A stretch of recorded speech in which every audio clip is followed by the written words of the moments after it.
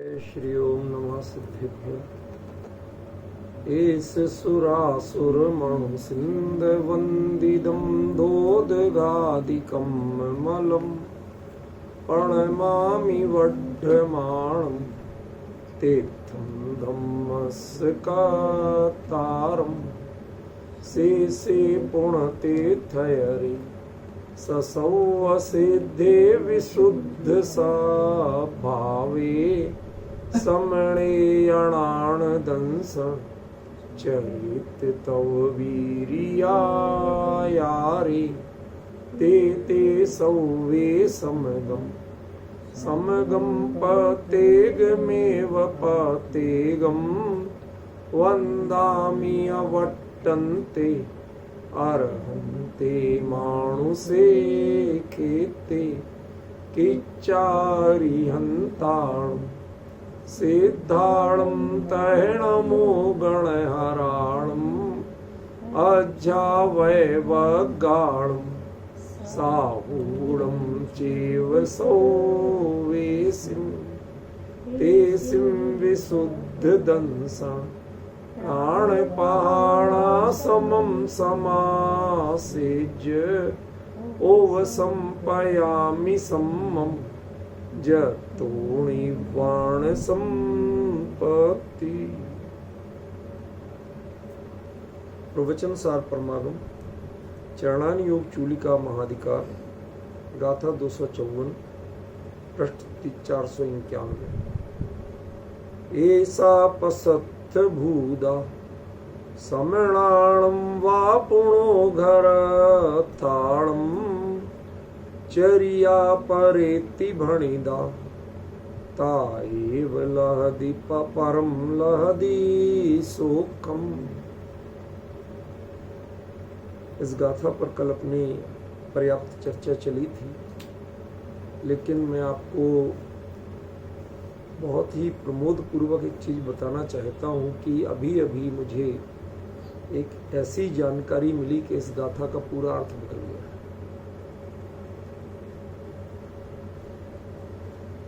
पहले मेरी एक दो जिज्ञासाएं सुन लें आप, गहराई तब समझ में आएगी कि जिनवाणी में गहराई कहाँ होती है और कितना अध्ययन चाहिए। आज मैं लगभग 40 साल से ऊपर हो गए निरंतर अपना अध्ययन स्वाध्याय के में रहते हुए आज भी कई विषय पढ़ने के बाद मुझे ये लगता है कि मैं इस गद्दी पर बैठने लायक भी हूँ कि नहीं। शंका होती, क्योंकि कई बार जो भाषा से न्याय से जो अर्थ कर देते हैं आगम में, कई बार वो अर्थ कुछ और निकलते हैं।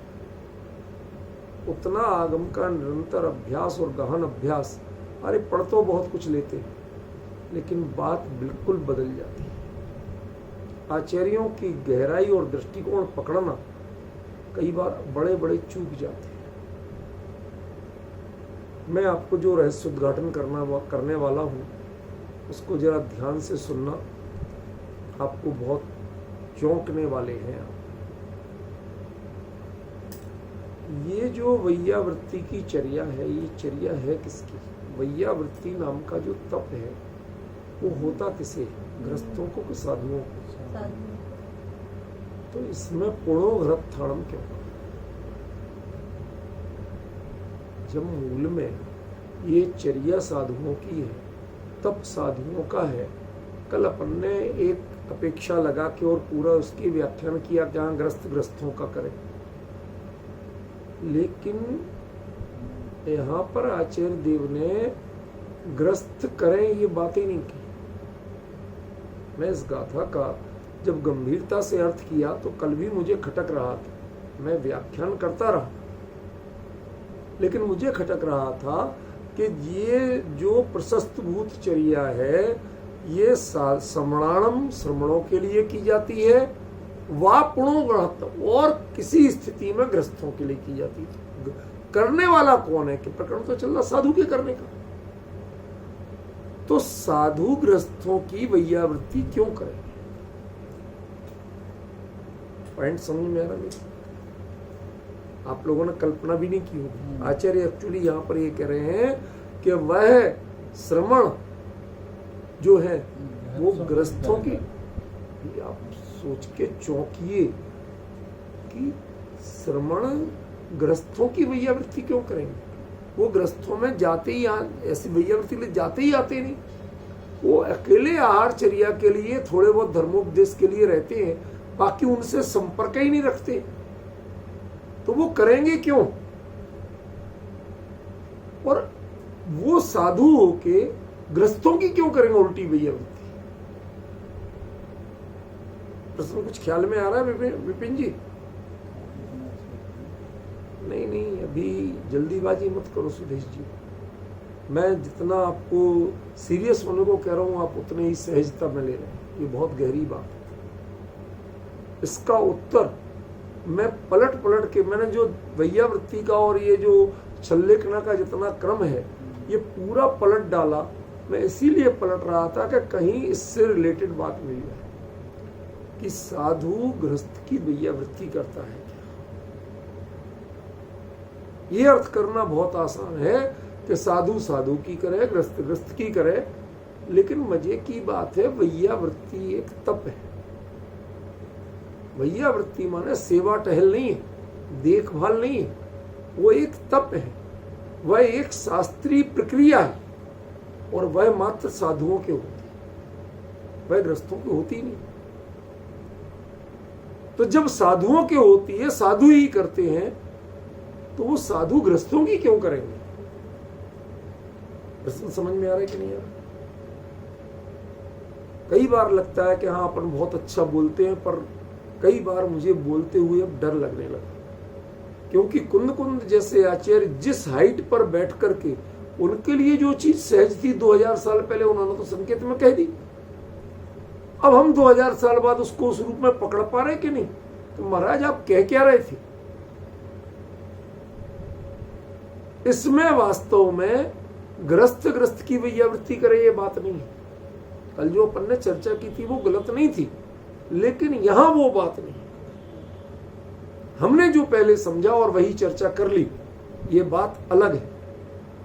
लेकिन इसका उत्तर किसी क्रम में अकेले वीरसेन स्वामी ने धबला ग्रंथ में, अभी तक जितना पढ़ा मैंने, 2-3 दिन से लगातार पलट रहा हूं, पढ़ रहा हूं, सिर्फ एक जगह एक संकेत रूप में दिया।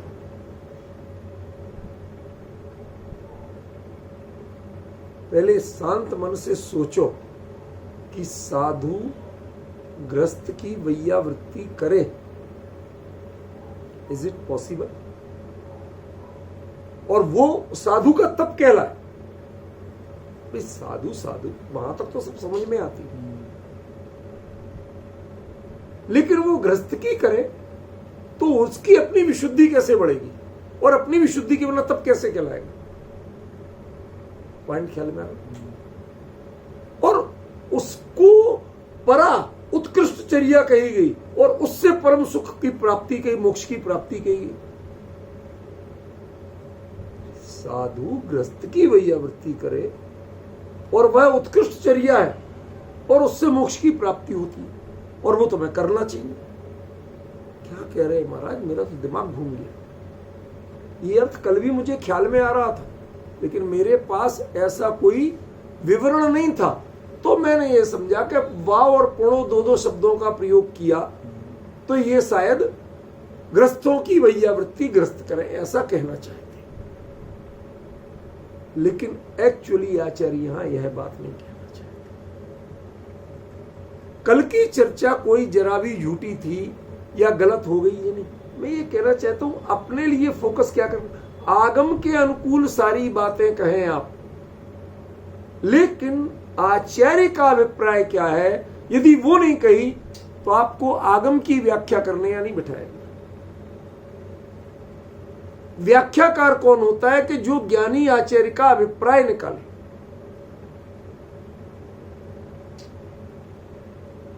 विपिन जी, कहीं थोड़ा बहुत माथा ठनक रहा है? करंट सा लग रहा है कि नहीं लग रहा है? मैं जानबूझ के सस्पेंस क्रिएट कर रहा हूं। क्यों? जिज्ञासा जितनी प्रबल हो, समाधान उतना स्थायी होता है। वरना तो बातें आती जाती रहती हैं, भूल जाते हैं, किसको याद रहता। इसलिए जल्दी नहीं बताना चाहिए। पहले जिज्ञासा क्या है, प्रश्न क्या है, वह अच्छी तरह क्लियर हो जाना चाहिए। इस गाथा का यदि व्याकरण से भी अन्वय करें तो इसका अर्थ यही होता है, क्योंकि इसमें कर्ता गायब है। ऐसा ये जो शब्द है ये पिछली गाथा से जोड़ रहा है, और पिछली गाथा में जो कर्ता थे वो कौन थे? साधु श्रमणों की वैयावृत्ति। यही था कि नहीं था? तो करने वाले कौन थे? साधु थे। तो जब कर्ता वहां से लेंगे तो कहते ये सा वेज्जा वच्चम, ये जो वैयावृत्ति है, समणाणम प्रशस्त भूदा, श्रमणों के लिए तो प्रशस्त भूत है ही, लेकिन वा पुणो अथवा पुणो किसी अवस्था, ये पुणो का अर्थ है किसी अवस्था विशेष में, घरत्थाणम जो गृहस्थ हैं उनकी चर्या, उनकी भी चर्या करो, तो वह परेत्ति भणिगा, वह बड़ी उत्कृष्ट चर्या कही गई।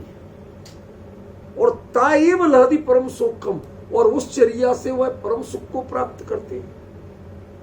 कहना क्या चाहते आचार्य देव आप? सच बताओ, अब आप लोगों को कुछ कुछ लगा कि शायद यहां तो पूरी झोल है। व्याकरण को आप साथ रखिए। क्यों? जब तक कर्ता और क्रिया का तालमेल नहीं बिठाओगे आप ज्ञानियों का सही अर्थ नहीं कर पाओगे। कल भी मुझे खटक रहा था, फिर मैंने अर्थ किया कि पुणो शब्द से शायद दूसरा कर्ता बनाना चाहते, ग्रस्त ग्रस्तों की करे और साधु साधु की करे, लेकिन मन में खटकता रहा कि आचार्य ने अलग से कर्ता नहीं कहा। कर्ता तो एक ही बार कहा और उसके लिए ऐसा शब्द जोड़ दिया पिछली गाथा से जोड़ने के लिए। अब समझ में आ रहा है विपिन जी क्या उत्तर आ सकता है? कुछ आइडिया लग रहा है? कुछ भी नहीं लग रहा है। सिर भले ही आप हिला रहे हैं, कुछ भी नहीं लग रहा है। पहले ये तो बताओ कि साधु ग्रस्त की वैयावृत्ति क्यों करेगा और किस स्थिति में करेगा? वो ग्रस्त के पास जाएगा क्यों वैयावृत्ति करने? वो रहेगा तो संघ में रहेगा, संघ में अकेले साधु होते हैं। चतुर्विध संघ का स्वरूप बताया हुआ है आपको, वो अकेले साधु होते हैं, उनमें ग्रस्त होते ही नहीं है। ग्रस्त की संगति में उसे रहना नहीं है, तो वो ग्रस्त की वैयावृत्ति करेगा क्यों? और साधु ग्रस्त की वैयावृत्ति करे और वो उससे परम सुख को प्राप्त करे, वो वह परेत्ति बन जा, वह उत्कृष्ट बहुत बड़ी चीज कही गई है। ये चक्कर क्या है? सचिन कहीं कोई झलक सी मिल रही है? कुछ नहीं मिल रही किसी को, हमें अच्छी तरह पता है। सुमन मैन को भी अभ्यास तो खूब है, लेकिन शायद इसका उत्तर किसी के पास नहीं। धवला में आचार्य वीरसेन स्वामी इसका प्रकारांतर से उत्तर देते हैं। वैयावृत्ति के प्रकरण में एक शब्द आता है, उस शब्द से उत्तर मिला है मुझे। वह शब्द आता है मनोज्ञ। आपको बताया था पहले, याद हो? कौन? मनोज्ञ।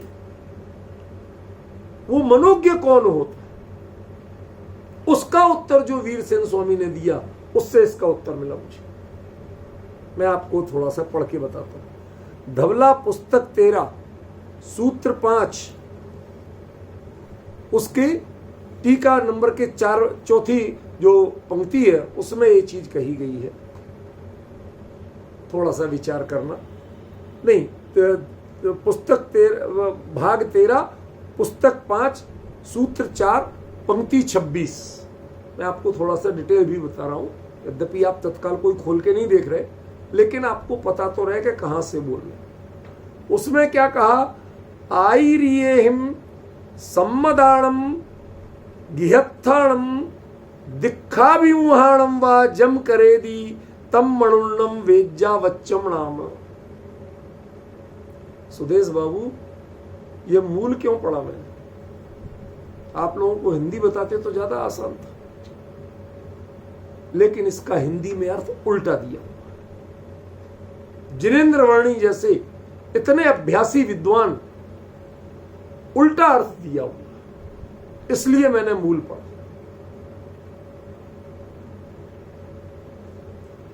मनोन्नम वज्जावच्चम नाम, इतना आप सोचिए, मनोज्ञ वैयावृत्ति, उन्होंने मनोज्ञ विशेषण बनाया वैयावृत्ति का, और अर्थ करने वाले ने मनोज्ञ विशेषण बना दिया गृहस्थ का। वह मनोज्ञ वैयावृत्ति है कौन सी, कि कोई दीक्षा लेने गृहस्थ आया है संघ में, और उसके लिए आचार्य और संघ के लोग मिलकर के मुनि धर्म के योग्य सारी चीजें बताते हैं, सिखाते हैं, समझाते हैं, अभ्यास कराते हैं, उसके परिणाम और वैराग्य युक्त कराते हैं, और उसके बाद दीक्षा होती है तो उसके पहले की जो प्रक्रिया पूरा संघ मिलके कर रहा है उसका नाम मनोज्ञ वैयावृत्ति। और ये मनोज्ञ वैयावृत्ति नहीं हो तो मुनि धर्म खत्म हो जाए, फिर कुछ भी बनेंगे, कैसे भी बनेंगे और कुछ भी करेंगे। ये जो विडंबना आज है ना, वो इसी कारण से। इसलिए उन्होंने कहा पुणो घरस्थानम, ये पोर जो तुम गृहस्थों की वैयावृत्ति करोगे वह चर्या परेत्ति भणिदा, वह बड़ी उत्कृष्ट चर्या है। एक संसारी भोगी को तुम वास्तव में विरागी बनाओगे, वो क्षणिक वैराग्य लेके आया था, न जाने किस कारण से लेके आया था, आपने उसे पक्का वैरागी बनाया, वैराग्य का मार्ग सिखाया, वैराग्य की चर्या सिखाई।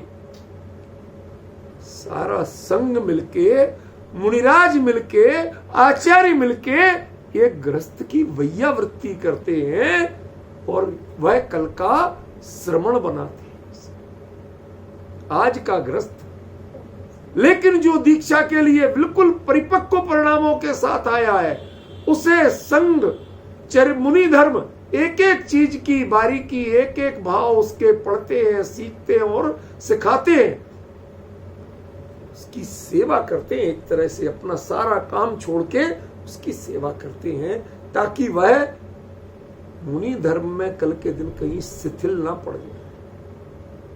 ये जो शिथिलाचार आता है, इसका जन्मदाता कौन है, समझ रहे? क्यों? क्योंकि आज मनोज्ञ वैयावृत्ति समाप्त हो गई। ये जो चर्चा है, ये इस मनोज्ञ वैयावृत्ति की चर्चा है। पूरा कम से कम मैंने इतनी बारीक राइटिंग में 60-70 से ज्यादा पेज मैटर पढ़ लिया। मतलब प्रवचन सार की मैं कहें तो कम से कम 150 पेज से ज्यादा मैटर पढ़ लिया 2-3 दिन में। इसका उत्तर नहीं मिल रहा था, आज उत्तर मिला मुझे, सिर्फ एक वाक्य, एक पंक्ति में, और कहीं किसी ने कहा ही नहीं। आज इसी का विस्तार करूंगा। मैटर तो और भी है मेरे पास बहुत बताने को, आज इसी का विस्तार करूंगा। क्या करते हैं, एक आया, परिणाम परख लिए। पहले तो आचार्य अपना काम छोड़ के उसके परिणाम परख। क्या हुआ भैया, कैसे आए? प्रभु हमें जैनेश्वरी दीक्षा चाहिए। वही बात नहीं, जरूर मिलेगी, ध्यान रखना। वह ये नहीं कह सकते कि तुम पहले 12 व्रत पालो, 11 प्रतिमा पालो, नहीं कह सकते। क्यों नहीं कह सकते बताइए? आज तो कॉमन बात हो गई। कह रहे भैया पहले थोड़ा थोड़ा पूर्व भूमिका का अभ्यास करो, क्षुल्लक अलग के व्रत पालो, उसके बाद में दीक्षा होगी। आचार्य अमृतचंद्र सूरी पुरुषार्थ सिद्धि उपाय में साफ साफ लिखते हैं कि यदि कोई संसार से विरक्त होके आपके पास आया हो और उसे आप सीधी मुनि दीक्षा नहीं देके कोई अन्य छोटी भूमिका की क्रिया बताते हैं, तस्य अस्ति निग्रह स्थानम, वह आचार्य दंड का पात्र। निग्रह स्थानम, उसका निग्रह किया जाना चाहिए। तो किसी को भी दीक्षा दे दो बस कहने में नहीं, मनोज्ञ वैयावृत्ति करो। उस मनोज्ञ वैयावृत्ति के द्वारा उसकी पूरी पात्रता परखो, और जहां कचास दिखे वहां उसकी सारी गुण दोष सिखाओ, और उसके बाद भी उसके परिणाम जब बिल्कुल दृढ़ दिखे तो उसकी विधि पूर्वक दीक्षा दो। ऐसा परेत्ति चर्या, ये उत्कृष्ट चर्या है। एक जीव को आपने मुनि धर्म में परिपक्व किया, स्थिर किया, और मुनि बने बिना कोई मोक्ष होता नहीं है। ताएव लहदी परम सुखम, इस मुनिचर्या से ही परम सुख मिलता है, वैयावृत्ति से नहीं, इस मुनिचर्या से ही परम सुख। पूरा का पूरा अर्थ बदल गया, पूरा का पूरा अभिप्राय बदल गया।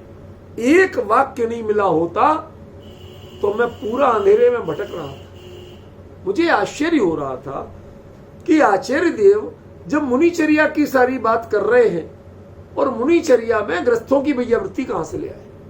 ग्रस्त करें करें, नहीं करें नहीं करें, वो चरणान योग की चूलिका का विषय कैसे हो सकता?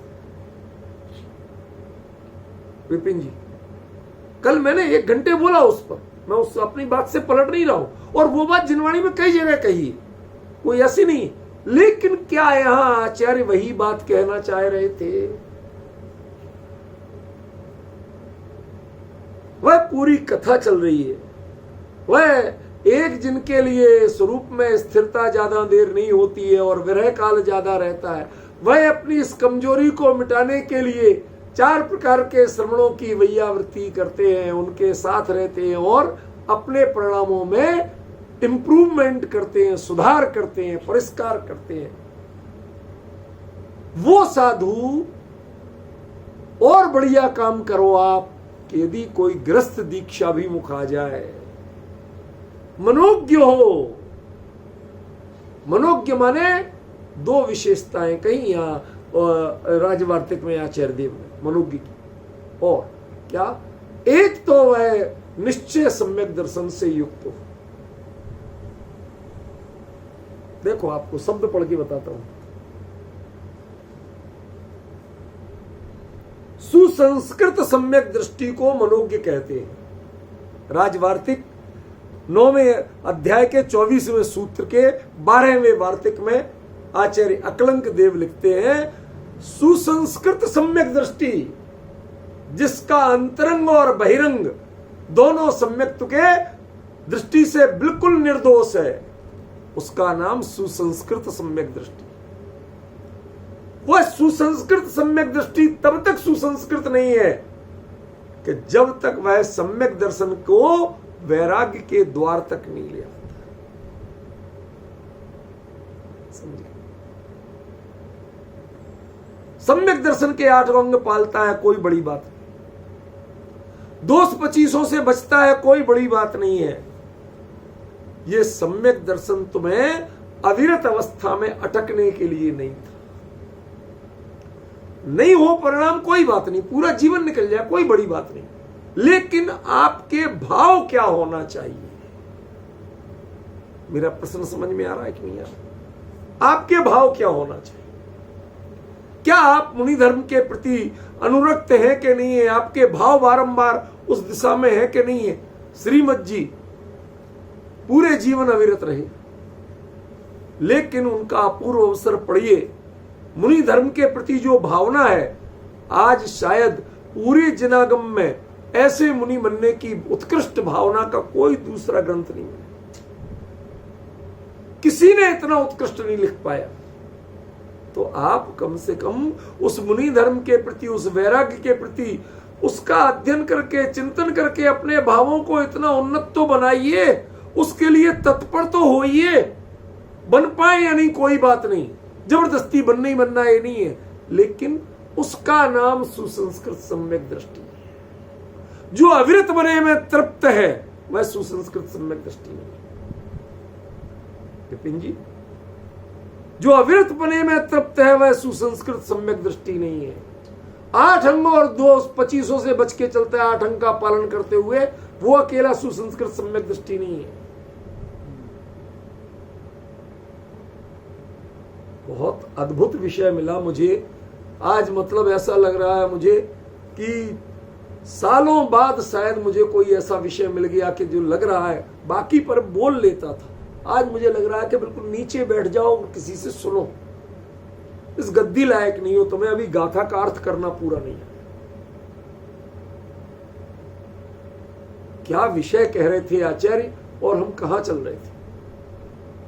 हम ग्रस्तों की वैयावृत्ति कर रहे थे, यहां कह रहे वो साधु, बस साधु मिलके ग्रस्त की वैयावृत्ति करते। हर कोई उस पर ध्यान दे रहा है, हर कोई उसके प्रति मदद कर रहा है, एक एक चीज के लिए। क्यों? कोई आप विश्वास करेंगे कमंडलू कैसे पकड़ा जाता है? मुंह आगे होता है कि पीछे होता है? कमंडलू होता है ना, कमंडलू, उसके जो पानी निकलने का मुंह आगे रहता है पीछे रहता है, कैसे पकड़ा जाता है?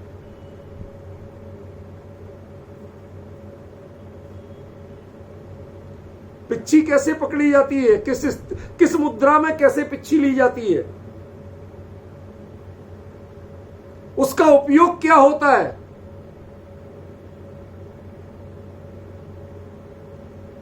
कितनी सावधानी से, कितने हल्के हाथ से पिच्छी का प्रयोग किया जाता है। क्यों? क्योंकि पिच्छी भी एक पौद्गलिक साधन है, जोर से पटकोगे तो कोई भी कीड़ा मर जाएगा। आज हम देखते हैं लोग भी अनाड़ी जाके कहते हैं महाराज जी जरा जोर से पिच्छी मारना, और वो जोर से किस अनाड़ी ने दीक्षा दे दी थी जिसने पिच्छी का प्रयोग करना नहीं सीखा। ये मनोज्ञ वैयावृत्ति के काल में एक एक चीज सिखाई जाती। भाई साहब, अभी आपको पता क्या है? कहेंगे जरा वो ग्रंथ उठा लाना। गुरुदेव मैं कैसे उठाऊं? क्यों? मैं आदान निक्षेपण कैसे करूंगा? उपकरण तो है ही नहीं। वो मेंटली उसको प्रिपेयर कर रहे हैं, प्रति क्षण उठने लगे। देखो भाई, ध्यान रखना, तुम जिस चर्या में आना चाहते हो उस चर्या में इस उपकरण के बिना तुम उठ नहीं सकते, ना कोई वस्तु उठा सकते। कितनी निरंतर सावधानी चाहिए। बोले तो कैसा बोले, उठे तो कैसे उठे, बैठे तो कैसे बैठे। तुम्हारी चर्या क्या होना चाहिए? सीधी बात समझिए ना, कितना अंतर पड़ रहा है। आज एक बेटी रिश्ता हो जाए, उसके बाद जो अभी तक अल्हड़ खेलती थी मां के पास, कुछ भी बोलती थी, अब मां प्रति क्षण डांटती है उसको। क्यों? बेटी नहीं रही। सास कहेगी तेरी मां ने कुछ नहीं सिखाया। इस भय के कारण ये ताना नहीं सुनना पड़े, अब वो बेटी से लाड़ दुलार बंद करके जैसे उसे प्रति क्षण सिखाती है, ऐसे दौड़ के नहीं जाना, ऐसे जल्दी में नहीं करना, इतनी जोर से नहीं बोलना। हर चीज की ट्रेनिंग चल रही है। अब वो अपनी बेटी की ट्रेनिंग नहीं हो रही है, वह किसी बहू की ट्रेनिंग हो रही है। क्या शादी नहीं हो गई अभी? बेटी आपके घर की है, लेकिन फिर भी ट्रेनिंग किसकी चल रही है? यहां तो उल्टी स्थिति है। यहां वो संग में आ गया। आचार्य एक क्षण में परखते हैं, कई बार तुरंत दीक्षा होती, पूरी पात्रता जान के, पूरा उसके परिणामों को जान के कई बार तुरंत दीक्षा होती, और कई बार उसकी मनोज्ञ वैयावृत्ति पूर्वक दीक्षा होती। ये शब्द कभी सुना था विपिन जी? ये शब्द कभी सुना था? कान में पड़ा था ये शब्द? और साधु लोग ग्रस्त की वैयावृत्ति करते हैं। किस ग्रस्त की करते हैं? दीक्षाभिमुख। जो दीक्षा लेने संग में आ गया है, सब छोड़ के संग में आ गया, गुरुदेव हम आपकी शरण में। फिर जितनी कचास जानते हैं उतनी कचास दूर करने के लिए आचार्य भी और पूरा संघ उसको प्रति क्षण सिखाते हैं, प्रति क्षण उस पर अटेंशन देते हैं। हर चीज की रिपोर्ट आचार्य को संघ के साधु करते हैं कि वो कैसे गया, कैसे आया, उसको कोई काम बताया तो कैसे किया, हर चीज को देखते। समझ रहे? बहुत गहन बात है भाई, बहुत गहरी बात है। जरा गंभीरता से सोचिए, आप विचार कीजिए। इस ग्रंथ में चरणानी योग चूलिका की शुरुआत में ठीक यही स्थिति थी कि एक गृहस्थ, कोई भव्य जीव, वह संग में किसी आचार्य के पास अपने घर परिवार से सबसे अनुमति लेकर जो कुछ करके आता है और विनती करता है दीक्षा के लिए, और आचार्य उसको सीधी दीक्षा देते। ये स्थिति कहां की थी? ये स्थिति उन उत्कृष्ट परिणाम वालों की थी जो गृहस्थ भी इतने ट्रेंड होते थे, उन्हें सिखाने की जरूरत नहीं थी, उन्हें बताने की जरूरत नहीं थी। अरे चाहे मुनिराजों के लिए अकेले आहार दिया हो, लेकिन आहार के बाद मुनिराज को पिच्छी मुनिराज उठा के नहीं लेते। एक बार जो पिच्छी रख दी, ग्रस्त उठा के उनको विनय से देते हैं। उतने आगे बैठी, एक बार भी वो इस बात पर ध्यान नहीं देते, कभी उठा नहीं सकती। ग्रस्त के यहां आ गए, रखी गई, उठा नहीं सकते। वो श्रावक जिसके यहां आहार हुआ, वह विनय पूर्वक पिच्छी उठा के, और उन्हें पकड़ाएगा नहीं, वह दोनों हाथों में यूं लेके सामने झुक के बैठेगा, लो, तब वो धीरे से उठाते हैं। वो उतने में वो देखता रहता है जीवन में कितनी बार आहार दिया होगा, कैसे गुरुदेव हमारे यहाँ आए थे, कैसे पड़गाए गए थे, कैसे बैठे थे, उठे थे, कैसे आहार लिया था, और कैसे पिच्छी ली थी, और कैसे एरिया समिति पूर्वक गए थे। यदि हमने कुछ विनती की तो कौन से शब्द बोले थे, कैसी भाषा समिति से बोले थे। ऐसा जिन्होंने ग्रस्त अवस्था में पूरा अभ्यास, पूरी ट्रेनिंग अपने विवेक से ले ली है, उनकी डायरेक्ट दीक्षा होती है। और किसी में यदि इसमें जरा सी भी कचास हो तो उसकी मनोज्ञ वैयावृत्ति पूर्वक दीक्षा। और उस मनोज्ञ वैयावृत्ति कौन करते हैं? साधु करते हैं। किसकी करते हैं? घरत्थाणम, ग्रस्त। इस घरत्थाणम का अर्थ है दीक्षाभिमुख ग्रस्त। क्या गजब कर दिया, कल्पना नहीं की थी।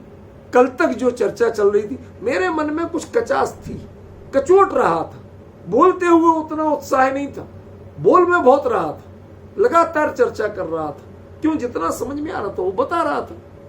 मैं पुणों का अर्थ कह यही ले रहा था कि ग्रस्त की करे, ये कहना चाहते आचार्य।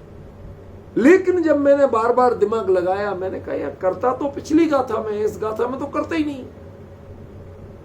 बाकी सब शब्द हैं इसमें, किनकी करे ये तो है, लेकिन करे कौन?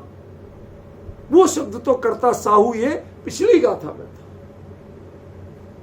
साधु साधुओं की करे, और पुणो वा अथवा पुणो, वो पुणो का अर्थ था किसी परिस्थिति विशेष में। वो किस परिस्थिति विशेष में? कि जो दीक्षा लेने आया है, जिसके परिणाम वाकई में दीक्षा के लिए तत्पर हैं, तो उसका परीक्षण करते हैं, जांचते हैं। कहीं कोई कचास लगती है तो वो चीज उसे सिखाते हैं, ट्रेनिंग देते हैं। अपना धर्म छोड़ के उस ग्रस्त की, क्यों? क्योंकि वह कौन है? अब कौन है? एक हमने प्रथमान योग में कहानी पढ़ी, आज आपको वो बताता हूं।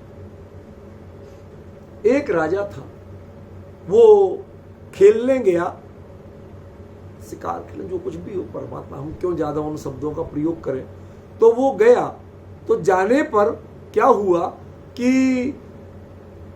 वो कहीं पर देखा तो एक कोई गरीब की बेटी, लड़की उसे पसंद आ गई। अब राजा तो राजा, उनकी कितनी रानियां होती थी, एक और हो गई, और उसको इतनी प्रिय लगी कि उसे महारानी बना दिया, पटरानी बना दिया। अब क्या हुआ, इसके बाद की चीज इसलिए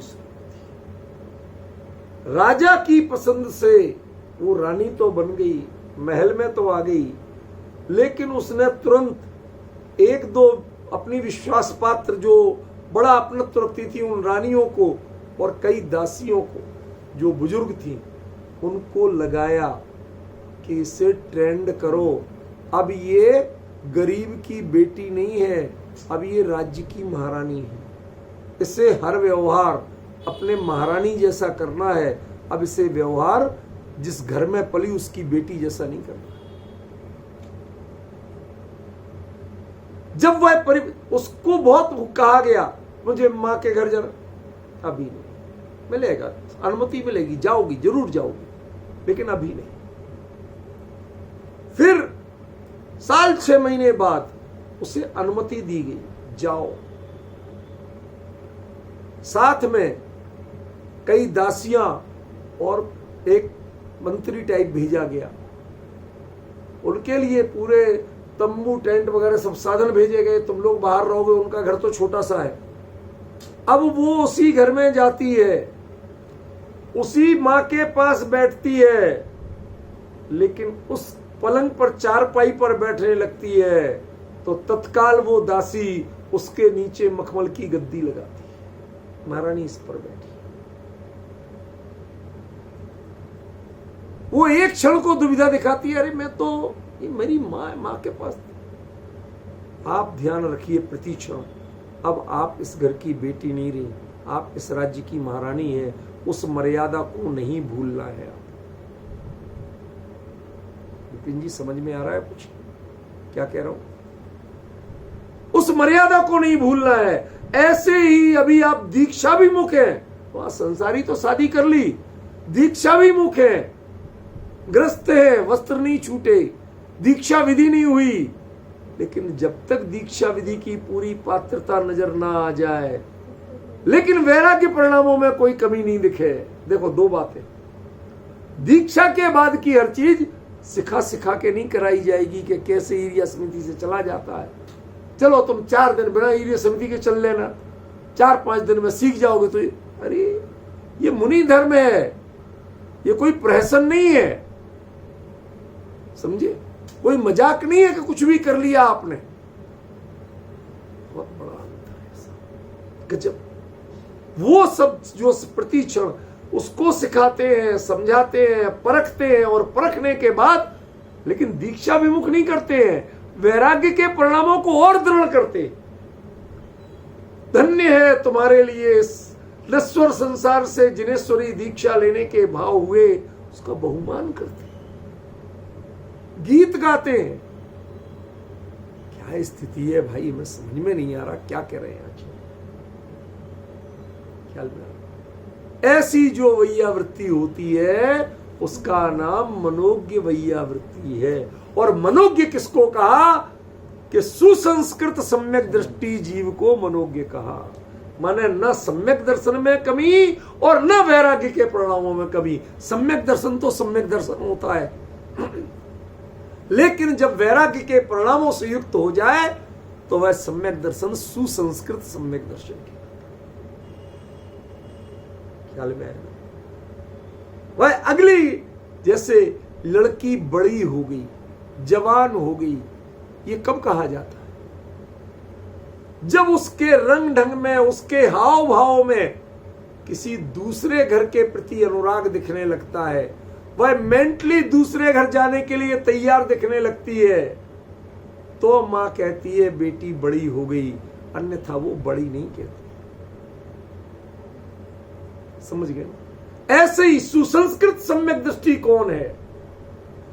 जिसको अब इस ग्रस्त अवस्था में तृप्ति नहीं दिखती, मात्र सम्यक दर्शन से जो संतुष्ट नहीं है, जो वैराग्य की ओर अभिमुख हो रहा है, जो दीक्षा की ओर जाना चाहता है,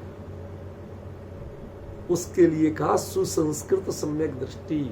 और ऐसे सुसम्यक दृष्टि, सुसंस्कृत सम्यक दृष्टि की ग्रस्त अवस्था में भी मुनिराज वैयावृत्ति करते हैं, सेवा करते हैं, व्यवस्था करते हैं, उसे एक एक चीज सिखाना, एक एक चीज परखना। जितना समय स्वरूप से बाहर रहेगा उतने समय सब मिलकर के उसको परिपक्व बनाते हैं, तब जाके दीक्षा। कहाँ हो विपिन जी? यहीं हो, कहीं और हो? भोपाल में हो ये तो मुझे पता है। चर्चा में हो के नहीं हो, ये पूछ रहा हूं। हाँ, टीचरों की बड़ी भारी कमी होती है, वो अच्छा ही नहीं पकड़ते। आपके एनसीईआरटी में टीचर के जो रूप है ना, प्रोफेसर वगैरह का, वो अलग है। हमारे यहाँ पढ़ाने का ज्यादा होता है, हमारे यहाँ लिखने पढ़ने का कम होता है। वो हम लिखते पढ़ते हैं, बात दूसरी। हमारे यूनिवर्सिटीज, मेन यूनिवर्सिटीज में आप कितना अच्छा पढ़ाते हैं, कितने टीचिंग साइकोलॉजी को जानते हैं, उसकी वैल्यू होती है। समझ में? तो मैं पकड़ता बहुत, मैंने आपको पकड़ लिया, समझ गए ना, इसलिए आपको टोक दी। ध्यान दीजिए क्या कह रहे हैं। सुसंस्कृत सम्यक दृष्टि वो मनोज्ञ है, और मनोज्ञ की जाने वाली वैयावृत्ति, मनोज्ञ का वो सुसंस्कृत क्यों था, वह मनोज्ञ क्यों था? क्यों? क्योंकि वह सम्यक दर्शन से ऊपर अपने आप को अपग्रेड करना चाहता था। यह मनोज्ञता है। और उस मनोज्ञता की जो वैयावृत्ति, उस मनोज्ञता को चरितार्थ करने के लिए, उसको अपने मुकाम पर पहुंचाने के लिए जो उसकी सेवा वैयावृत्ति की जाती है, किनके द्वारा? पूरा साधु संग मिलके करता है, आचार्य तक करते हैं। वो वैयावृत्ति का अर्थ हाथ पैर दबाना नहीं, उसे क्या जरूरत है उस जरूरत की पूर्ति कर।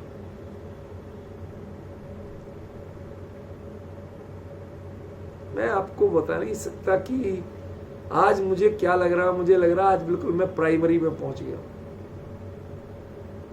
आज शांति से मन कर रहा कि मैं वीरसेन स्वामी आदि आचार्यों के एक बार फिर से सब पढ़ूं, तब बोला कर। कितना कल हम पूरी चर्चा कर गए, आज जाके पता चल रहा कि आचार्य ये बात कह रहे थे। हमें होश नहीं पड़ रहा था कि ये बात असल में आचार्य कह रहे।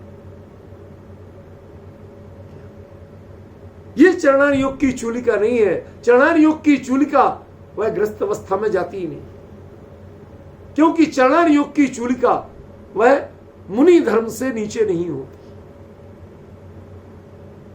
वह मुनिचर्या है, उत्कृष्ट मुनिचर्या है, जिनके आधार पर, जिसके द्वारा जिन शासन चलता है। आप बिलीव करेंगे, वैयावृत्ति का एक रूप मूलाराधना या मूलाचार ग्रंथ में, जिसके कर्ता स्वयं आचार्य कुंद कुंद कहे गए, यद्यपि उस पर कई बातें हैं, पर अभी तक नाम उन्हीं का है। समझे? पता क्या लिखा? वैयावृत्ति का क्रम दिया। विपिन जी, 12 प्रतिमाएं किसकी होती है? 11। इतना मत सिखाओ, मैं सोच के पूछ रहा हूं। 12 प्रतिमाएं किसकी होती है? अब जरा चौंके। 12 प्रतिमाएं कही गई, 12 है, वो 11 ही, लेकिन 12वीं उसमें जुड़ी। वो किसकी? एक जीव मुनिराज, वह वैयावृत्ति का साधन करते हुए, संलेखना रूप वैयावृत्ति का साधन करते हुए कैसे केवल ज्ञान प्राप्त करते हैं, उसकी पूरी प्रक्रिया बताई गई। उसमें 12 प्रतिमाएं या 11 प्रतिमाएं कही गई। उसकी इस अवृत श्रावक, देशवृत्ति श्रावक की 11 प्रतिमाएं अलग चीज है। वो शब्द भी, वो प्रकरण भी मैंने आज तक नहीं पढ़ा था, आज पढ़ रहे। आज तक मैं 11-12 प्रतिमाएं जो कुछ भी मानता था संख्या से, वो ग्रस्तों की मानता था। ग्रस्त माने देशवृत्ति, क्योंकि वो भी तो श्रावक है, वो भी तो ग्रस्त ही है, ख्याल में। लेकिन अब पता चला कि मुनिराज के मुनि धर्म में भी जब ये चरणान योग की चूलिका पर केंद्रित होना हो, यहां छेदोपस्थापना संयम से सीधा सूक्ष्म संप्राय तक पहुंचना हो, यथाख्यात तक पहुंचना हो, केवली बनना हो, तो क्या होता है? उनमें एक एक का फल दिया गया है कि इतना करते हो उसके बाद में ये होता है। और वो पूरा वैयावृत्ति के प्रकरण।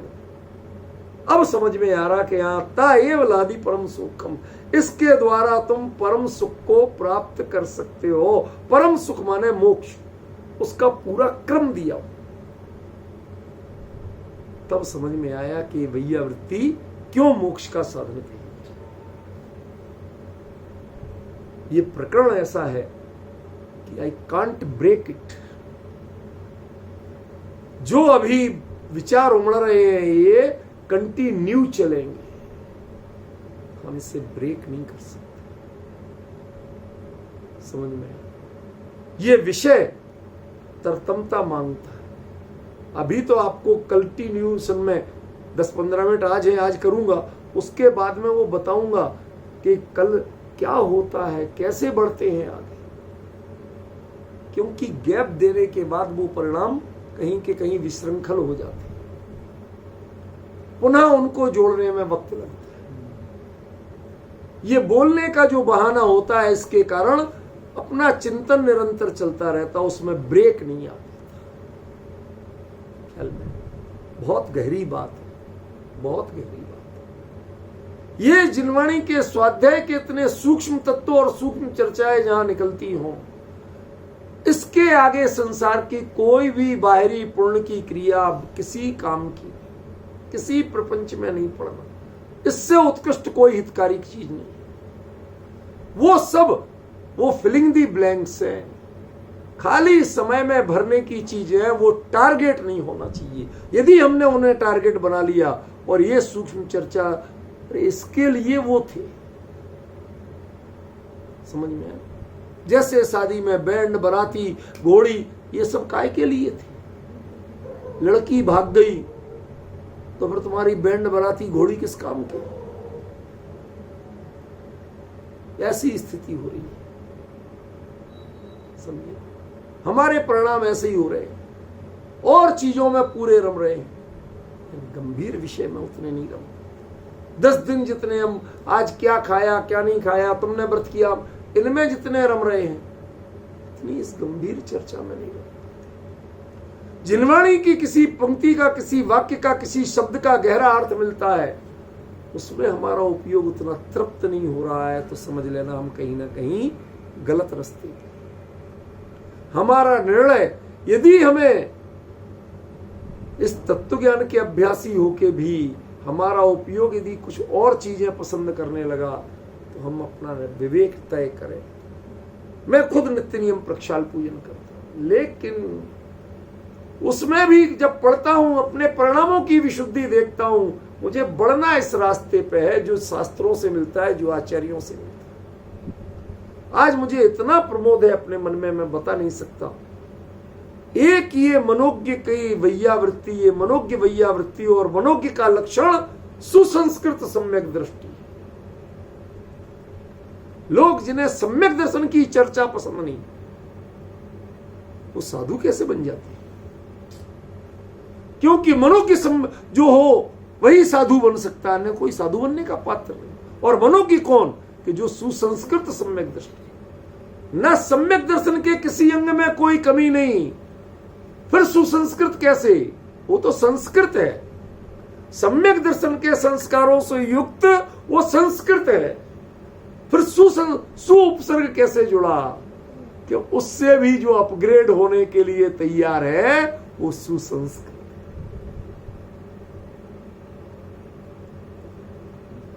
एक लड़की सब जानती है, खाना पकाना, घर गृहस्थी सब जानती है, वो संस्कृत है, माँ ने बहुत अच्छी सिखाई, बड़ी समझदार लड़की है।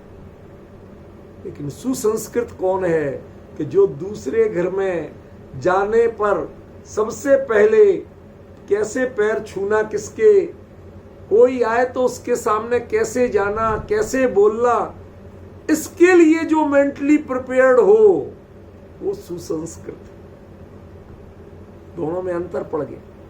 ये चीजें हर कोई टोक के नहीं सिखाएगा, वो दूसरों को देख देख के खुद सीखती, खुद अपनाती है, तब जाके वैसा आचरण कर पाती है।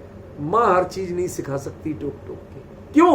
वहां हमारे एक कहावत चलती है, विपिन जी आप तो जानते होंगे, सिखाए पूत दरबारे नहीं जाता। राज दरबार में आप वहां क्या परिस्थिति होगी, इसका निर्णय आपको विवेक से करना होगा। माँ बाप सब कुछ सिखा के नहीं भेज सकते, कोई ट्रेनिंग नहीं दे सकता, प्रैक्टिकली ट्रेनिंग तो आपको खुद लेना होगी। तो जो मेंटली प्रिपेयर्ड हो, जो दूसरे के रटाए चलता हो, वो साधु नहीं बन सकता। जो साधु बनने के लिए खुद मेंटली तैयार हो, वो सुसंस्कृत सम्यक दृष्टि। ये सुउपसर्ग उसके लिए जुड़ा है। जिसे सम्यक दर्शन की सारी कलाएं आती हैं वो संस्कृत सम्यक दृष्टि, और जो सम्यक दर्शन से और ऊपर की भूमिका के लिए तैयार हो गया वो सुसंस्कृत सम्यक दृष्टि। वह मनोज्ञ है, और मनोज्ञ की सारा संग मिलके वैयावृत्ति करता है। उस वैयावृत्ति का नाम मनोज्ञ वैयावृत्तकरण है। और उस मनोज्ञ वैयावृत्तकरण को क्या कहा? चर्या परेत्ति भणिदा। एक जीव को, उसके वैराग्य को दृढ़ करके तुम उसे मोक्ष मार्ग में, मुनि धर्म में लाए। चर्या परेत्ति भणिदा, ये तुम्हारी चर्या बहुत उत्कृष्ट चर्या है। ताइव ये मुनि दीक्षा लेने के बाद ही वह परम सुखम, वह मोक्ष जा सकेगा। संसार में रहते हुए आत्मा की बात करते करते मोक्ष नहीं जाओगे। वह आपके लिए भूमिका बनाएगी, वह सम्यक दृष्टि बनाएगी, लेकिन एक दिन आपका ये जो तन है ना, ये दिगंबर होगा, दिशाएं ही आपके अंबर होंगी और कुछ नहीं बचेगा। किसी का लोभ नहीं होगा, किसी का खेद नहीं होगा, किसी की लज्जा नहीं होगी। तब जाके हाथ में पिच्छी और कमंडलू जैसे उपकरण सुशोभित होंगे। तब जाके आप ऐसी मेंटली के लिए आप बिल्कुल प्रिपेयर्ड होंगे, तो सुसंस्कृत सम्यक दृष्टि होंगे। और जब आपके इतने सुसंस्कृत पना दिखेगा, मनोज्ञपना दिखेगा, तो मुनिराजों का संग वह आपकी वैयावृत्ति के लिए तैयार। और ऐसे की वैयावृत्ति करने के बाद जो दीक्षा होती है, ताएव लहदी परम सुखम, उससे वह परम सुख। भैया दीक्षा के बिना रग्गो ही मोक्ष मग्गो, जो कुंद कुंद ने लिखा है, उसका मतलब क्या है? नग्न माने नग्न होना मोक्ष मार्ग नहीं है। नग्न किसे कहते हैं? जो अंतरंग से नग्न है वो नग्न है। अंतरंग से नग्नता माने सर्व संग से विमुक्ता, बिल्कुल मोह छूट गया, निर्ममता आ गई, कोई संग नहीं चाहिए। अभी तक अपना अंग ढके बिना शर्म आती थी, वो शर्म का परिचय निकल गया। सहज जा रहे हैं, किसी से छुपने और छुपाने का भाव नहीं। क्यों? क्योंकि वो लज्जा किसके लिए थी? जब तुम जीव मात्र की दृष्टि से देखते हो, लिंगियों की दृष्टि से नहीं देखते, कौन पुरुष और कौन स्त्री, ये दृष्टि ही निकल गई, आत्मदृष्टि आ गई। भाई साहब, तो लज्जा किससे होगी? ये अंतरंग नग्नता है। आप जब अंतरंग में नग्न होगे तो बाहर में नग्न रह पाओगे, तब नग्गो ही मुख मग्गो है। उसके लिए कहते हैं ताएव लादी परम सुख। संघ का एक कर्तव्य है कि यदि कोई जीव ऐसे आता है तो आप उसके पहले वैराग्य को दृढ़ करो, परखो, और परखने के बाद मुनि धर्म का सुपात्र बना के उसको दीक्षा। 2 दिन लगे, 4 दिन लगे, 6 दिन लगे, मुद्दा ये नहीं है। तब तक सारा संग कैसे, एक सांसारिक अनुकूल दृष्टांत नहीं है, लेकिन दे रहा हूं कि शादी के पहले लड़का जिससे तय हुई वह आपके शहर से भी निकल रहा हो, वो कहता मेरे पास टाइम नहीं, एक फ्लाइट से उतरूंगा दूसरी फ्लाइट से जाऊंगा, या ट्रेन से उतरूंगा एयरपोर्ट सीधी फ्लाइट पकड़ना, मेरे पास टाइम ही नहीं, उतना ही टाइम है। तो अभी क्या करते हो शांति भाई, क्या करोगे? कुछ ना कुछ ले, हम एयरपोर्ट पहुंच जाएंगे। क्यों? अब ये हमारा होने वाला है, इसलिए उसके प्रति सारा शिष्टाचार जो बाद में निभाए चाहे नहीं, बाद में चलेगा, लेकिन ये अभी छूट ना जाए रिश्ता, इसलिए अत्यंत सावधानी से शिष्टाचार निभाया जाता है। ऐसे ही इसका वैराग्य परिणाम छूट ना जाए कहीं, इसलिए उसकी मनोज्ञ वैयावृत्ति की जाती है, पूरा संग मिलके करता है। अब डिफरेंस समझ रहे हैं आप? घरताणम चर्या परेत्ति बनता, जो ग्रस्तों की होती है वैयावृत्ति, वह उत्कृष्ट चर्या कही गई। एक तुम तो वैराग्य का पालन करते हो, ध्यान रखना, एक चीज गंभीरता से सुन लेना। कोई व्यक्ति अपने घर में कैसे ही रह ले, लेकिन अपने सबॉर्डिनेट स्टाफ या हम जैसे लोग अपने स्टूडेंट्स के सामने जैसे तैसे नहीं रह सकते। हमें उन्हें सिखाना है। तुम यदि गड़बड़ चलोगे तो सिखाओगे कैसे? तो अपने आप के, अपनी वाणी के प्रति, अपने व्यवहार के प्रति, अपने एटीट्यूड के प्रति आप अत्यंत सावधान होते हो। ये बच्चे क्या सीखेंगे? होते हो ऐसे ही वो मुनिराज अत्यंत सावधान होते हैं कि एक गलत चीज ना सीख ले, कहीं भी प्रमाद और स्खलन ना सीख ले। अत्यंत सावधान होकर जो चर्या करते हैं उन्हें क्या कहते हैं? वो मनोज्ञ वैयावृत्ति कहते हैं। समझ गए? एक एक चीज वह उनको बोल के नहीं सिखाते कि ऐसा किया जाता, वह करके सिखाते। समझ में? कभी कभी हमारे साथ ऐसा होता है। मैं आपको छोटा सा एक प्रसंग बताता हूं। सुदेश बाबू, आपने देखा ही है सब, इतने सालों से मंदिर चल रहा है। अब यहाँ कई तरह के लोग आते हैं। बहुत से लोग सब बिल्कुल फ्रेशर थे, उन्हें पता ही नहीं कि प्रक्षाल के लिए कैसे किया जाता, धोती कैसे बांधी जाती है, सिर कैसे ढका जाता, कहाँ क्या किया, कुछ पता नहीं। तो ऐसे ही आज एक हुआ, कोई आके नवयुवक वो आके बगल में खड़ा हो गया। बच्चे ने उसे धोई दुपट्टा पहना दिया, उसे बता दिया, सब बांध दिया, आके खड़ा। अब वो हाथ नीचे किए खड़ा। हम भगवान के अभिषेक का, प्रक्षाल का पाठ पढ़ रहे और वो नीचे किए खड़ा। तो मैंने उसे धीरे से टच किया। वैसे कभी कभी मेरे भी हाथ ऐसे हो जाते हैं, तो मैंने पूरी सावधानी से ये रखी। क्यों? वो देखा उसने, तो उसने तुरंत हाथ जोड़ लिए। यदि हम ऐसे रहते तो वो भी ऐसे सीखता, ऐसे नहीं सीखता। यद्यपि हाथ जुड़ने का मूल उद्देश्य क्या है कि ये हाथ किसी सांसारिक क्रिया में प्रवृत्त नहीं हो, विषय कषाय की ऐन्द्रिक क्रिया में प्रवृत्त नहीं हो। लेकिन ये ऐसे भी हो सकता है, ऐसे ही बने तो नहीं हो रही क्रिया, लेकिन जो विनय, जो मर्यादा इसमें है, वह मर्यादा इसमें नहीं।